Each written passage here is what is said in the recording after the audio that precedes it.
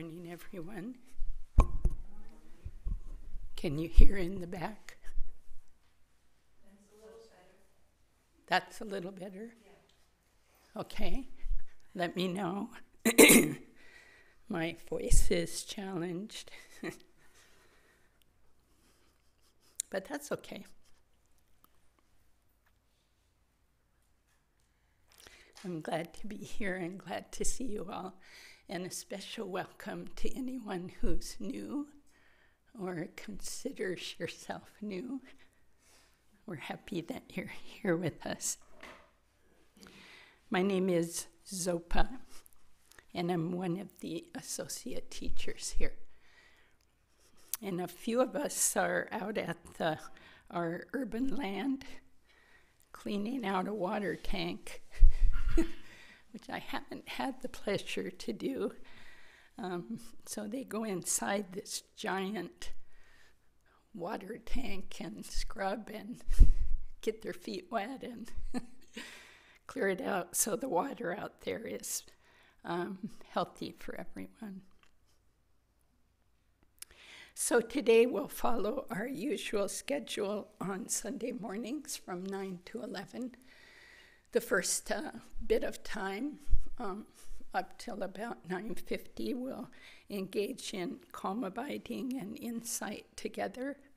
And then we'll have a tea break. And then I hope you can stay for our Dharma discussion, where we actually spend our time helping one another improve our practice. There's a lot of wisdom and experience in this room. And so sharing that together is very, very helpful for everyone.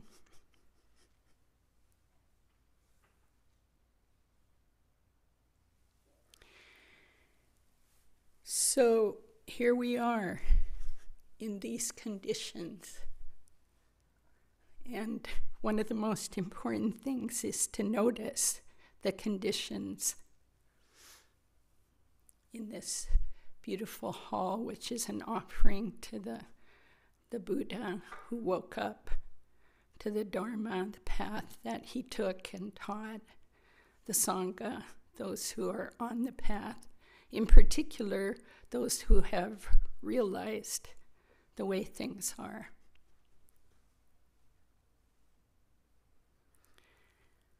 This is what in the teachings is called our precious human life, precious human existence. It's not hard to understand that looking around at the world, how many people have such good conditions. By far, the bulk of humans have to work so hard. They have absolutely no leisure time whatsoever to do anything like this. It's just work so you can have water, food, shelter, clothing, take care of your children. By far, that's the bulk of humans. So we have some kind of leisure time or you wouldn't be here. And that's a result of karma, of causes and conditions that have arisen. It doesn't make us better than anyone else. It's just what has happened. But it is to be cherished and not wasted.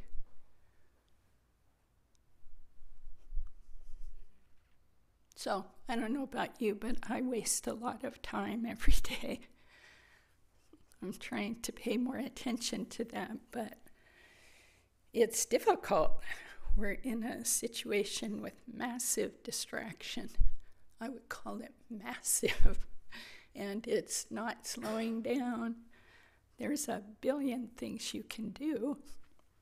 And a lot of us try to do most of them. And then we get in a frenzy. And we end up very unhappy.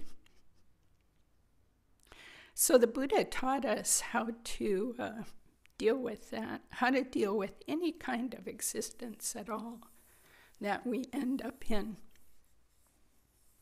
I always like to go to the first of the four, the first teaching, the Four Noble Truths of the Buddha. It's the first thing the Buddha taught, and if we could actually realize those four truths, we could be free. So the first one is that suffering is, period. Suffering is. This is hard to get in a way. We don't like it.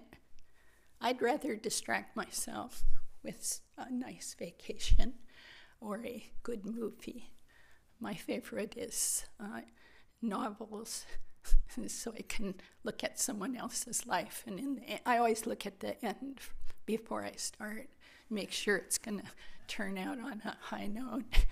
So I don't want to read those other kind. Well, I like it when it goes really evil and comes back out. It's my favorite primo.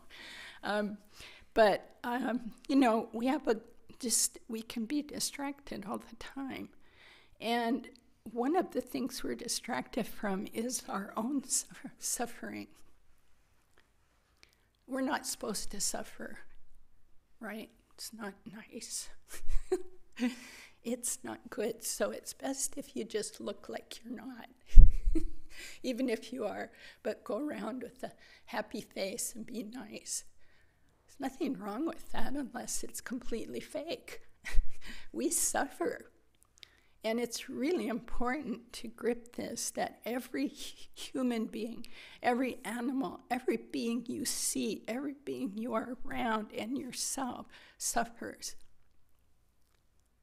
If we don't understand that, we don't have the diagnosis. Sometimes we talk about the Buddha as a doctor and the Dharma as the medicine, and we are the patient. But if we deny the diagnosis, we can't ever get well. What a bummer.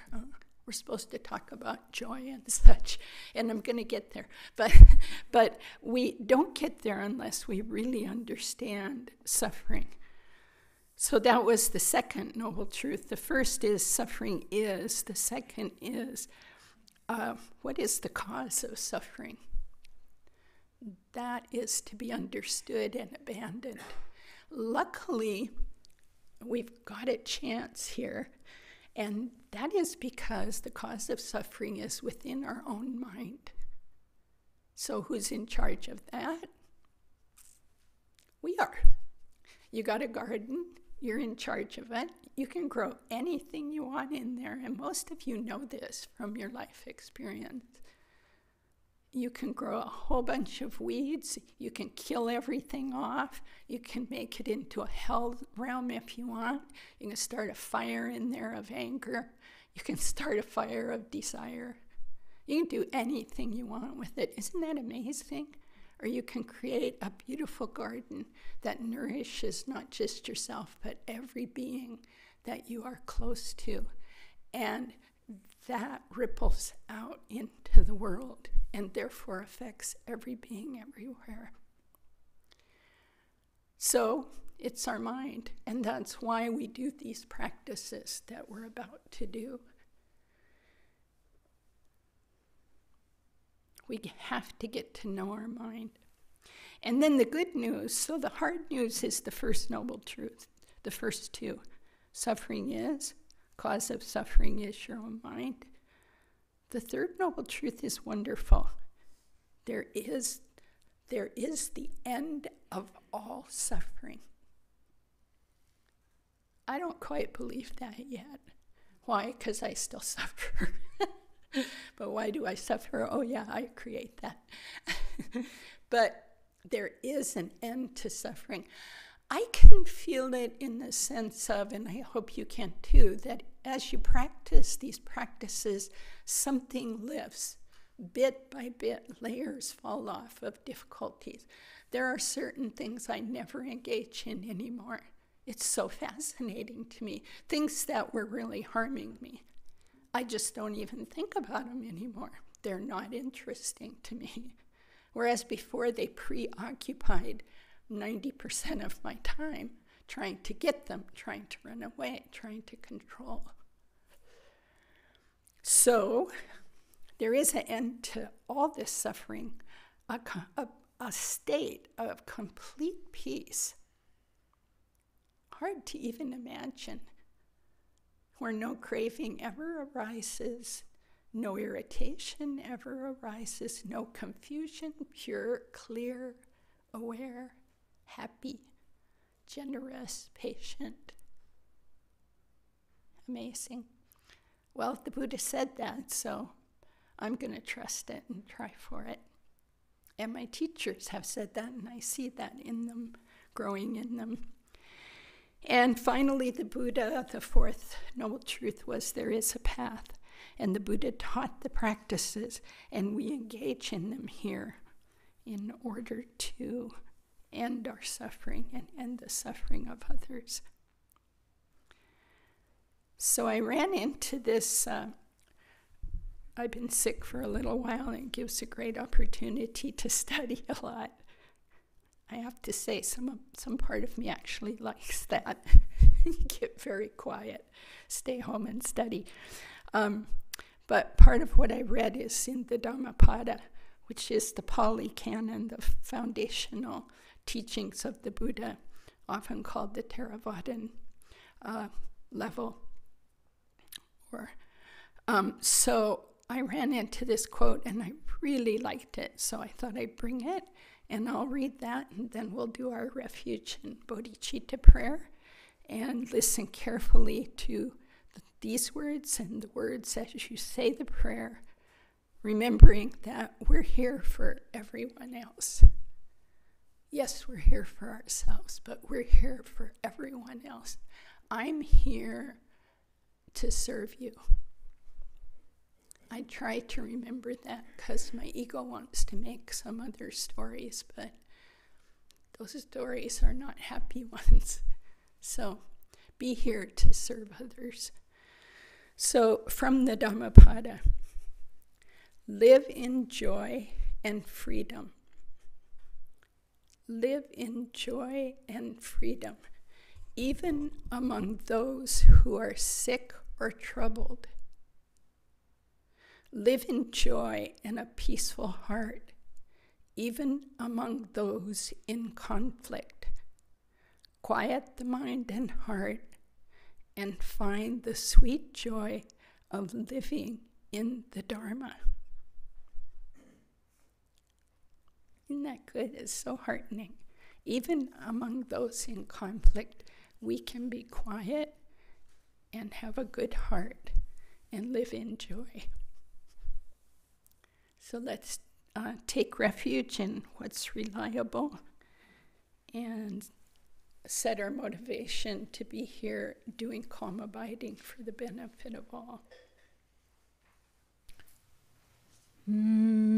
Until the summit of enlightenment is reached, I and all beings go for refuge to the sources of true refuge. I will now practice the absorption of calm abiding in order to release all beings from their particular suffering and establish them in lasting peace and happiness.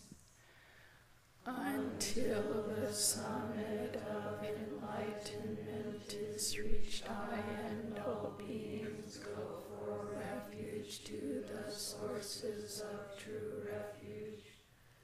I will now practice the absorption of calm abiding in order to release all beings from their particular suffering and establish them in lasting peace and happiness. Until the summit of enlightenment is reached, I and all beings go for refuge to the sources of true refuge.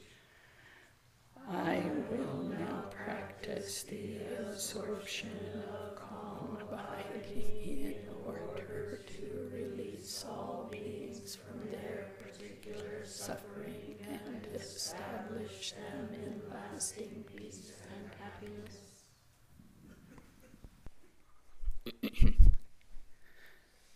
So now we will engage in our calm abiding. And the description is so simple, and the practice is simple, but what happens is not so simple.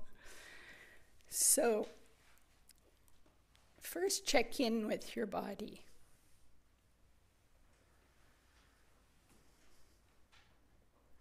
And simply relax.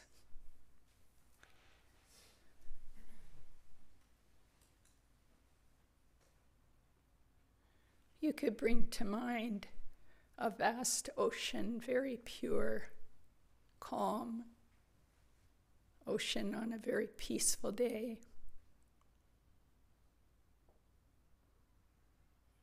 Clear, beautiful, peaceful, with no end to it.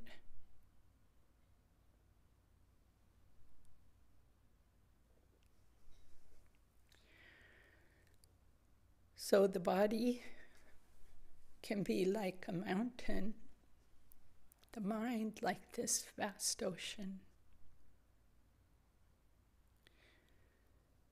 and the breath like a breeze around the mountain.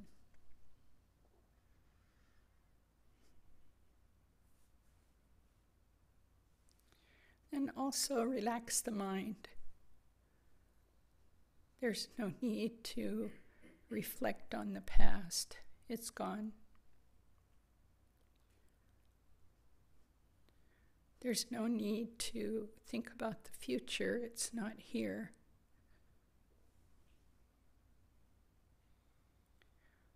We don't even need to think about the present. It takes care of itself.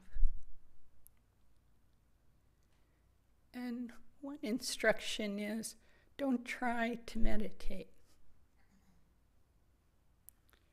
That means don't create some artificial state and call that meditation and then criticize yourself because you're not doing it. So don't meditate. And don't analyze right now. So what do we do? Relax the body and leave the mind as it is naturally. So most of us will get lost in thought pretty quickly.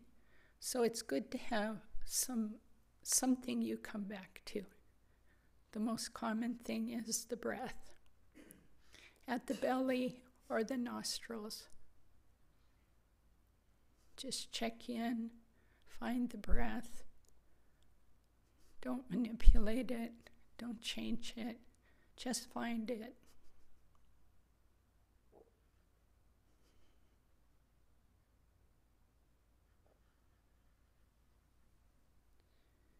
And relax again.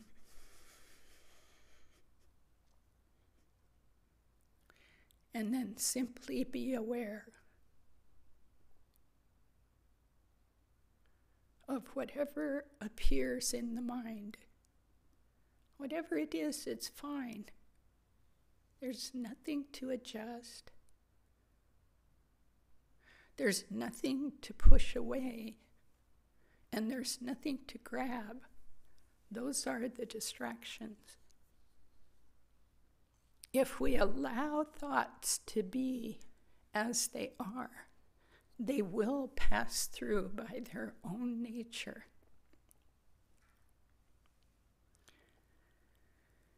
So each time that you find yourself perhaps caught in something, that's okay too. In fact, it's quite good.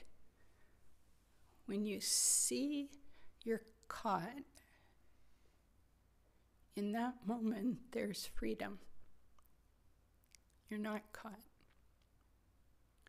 So that's what we do now for the next bit of time. Relax the body.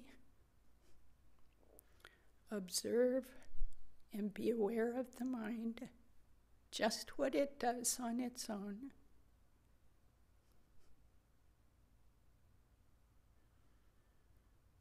Whenever we're caught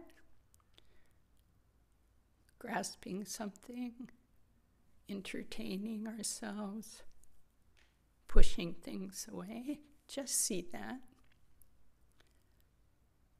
See its impermanence, let it go, and return to the breath or whatever object you're using. We'll do a couple breaks. They'll sound like this.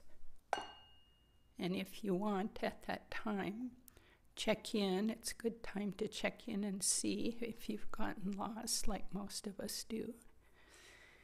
And come back and then have a little stretch and return.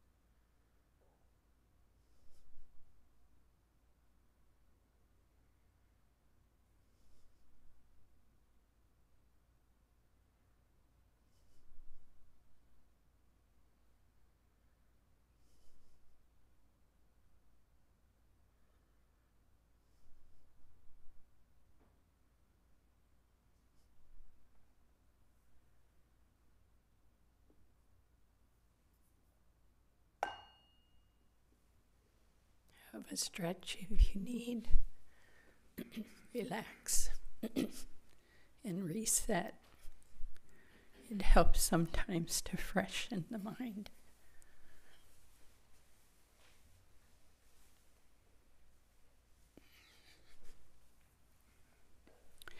So when we're meditating, we want to place some mindfulness on whether we're going excited or dull. Simply notice if there's too much excitement. What you can do is close the eyes a little more, relax deeper. If you're dull, it's quite helpful to straighten the back a little bit, not in a stressful way, but to have a very firm foundation with the back straight, and to brighten the mind, which it'll be interesting to notice you actually can brighten your own mind. You can think of the Buddha for a minute, or golden light, white light. So pay some attention to those without a lot of thought. Just notice which way your mind tends to go, dull or very busy. With no judgment, it's okay. We're just seeing what's going on.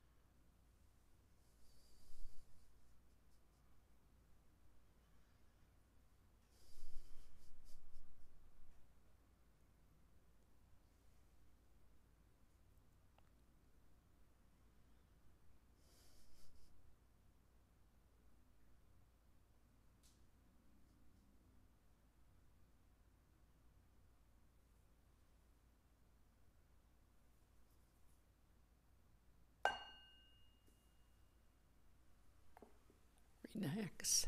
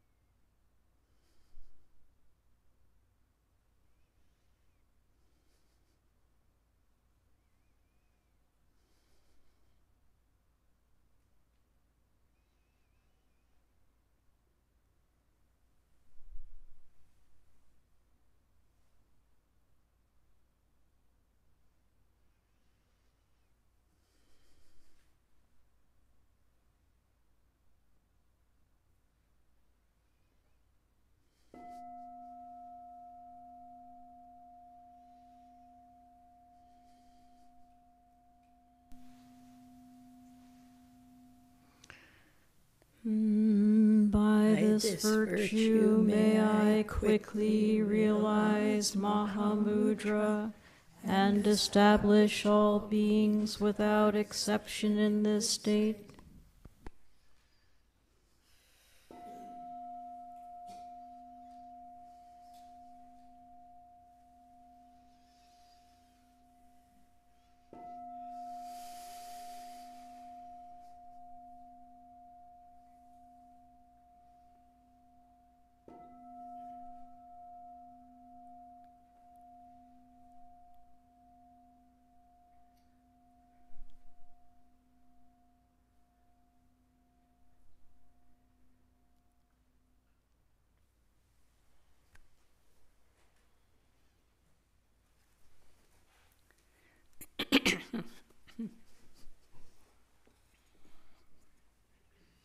Thank you.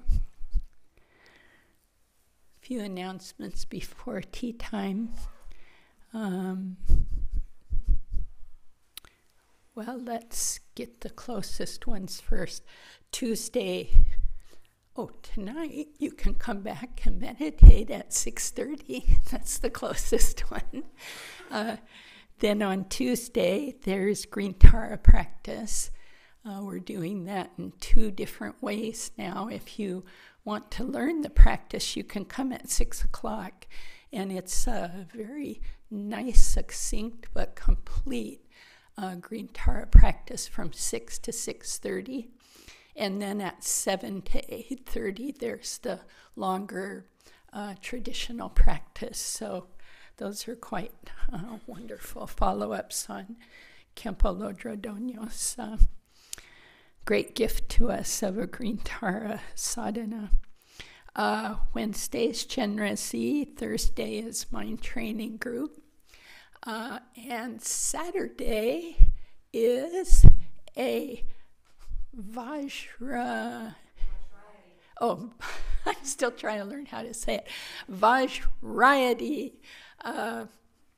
show, and I understand there will be some of us up here doing things, and that you can come and enjoy that along with some lovely treats. And it's a fundraising generosity night for our Sangha, our buildings, our rural center, our everything. So we do need to support this with some real funds. So come. I don't know if it's registration or is it, who knows? Yes. Someone who knows. Okay. Okay, register online at kcc.org, and then. You can still come even if you don't pre-register. Oh yeah. Just trying to get a handle on it. Okay, don't let that stop you. Don't let anything stop you. Just come and be here with us. It looks to be a lot of fun. With surprises. And then I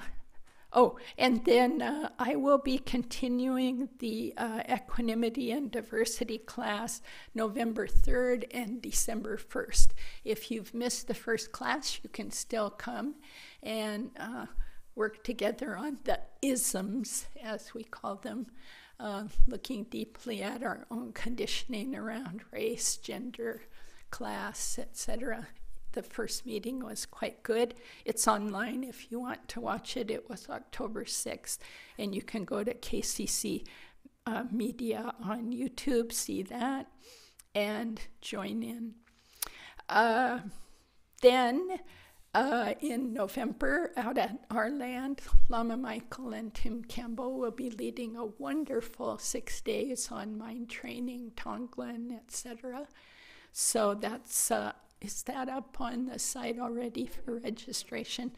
And then, what's that? There's still a few slots available. That's going to fill up. So if you want to go there, sign up soon. And then I just see this beautiful new flyer. I love this picture of the Buddha. KCC's annual Bodhisattva celebration. I'm sure this will be back on the board back there. Melissa Hicks is making a beautiful version of that. Oh, okay, a big poster. That's Mary Wood speaking, and you can talk with her about details. But Saturday, December 15th, 5 to 7. This is another much more informal time of stories and songs, and that celebrate bodhisattvas in all their incarnations. It could be something you observed on the street. People tell wonderful stories of kindness and generosity that they observe. And that's it. Okay.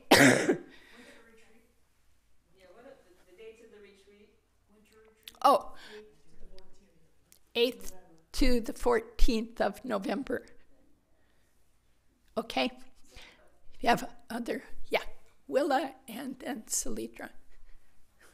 We're taking down the tent that's been in the yard since we came, and we're doing it in stages. The last stage we'd like to do today at 4:30 after the sun has dried all the mist off of the tent, and so we need to roll out the last of the canvas and take apart the frame. And if you're available at 4:30 today, I'd love to hear from you. Thanks. 4:30 today, come by and help take down the tent in our yard for the winter. Thank you, Willa. Salidra. And I just want to let everybody know that we have a new person here today. His name is Santiago. And there he is, if you'd like to give him a welcome during the break. Welcome. Anybody else here for the first time? Just put your hand up. Nope. Okay. Wonderful. Let's have tea. And please come back in about 10, 15 minutes. Listen for the bell.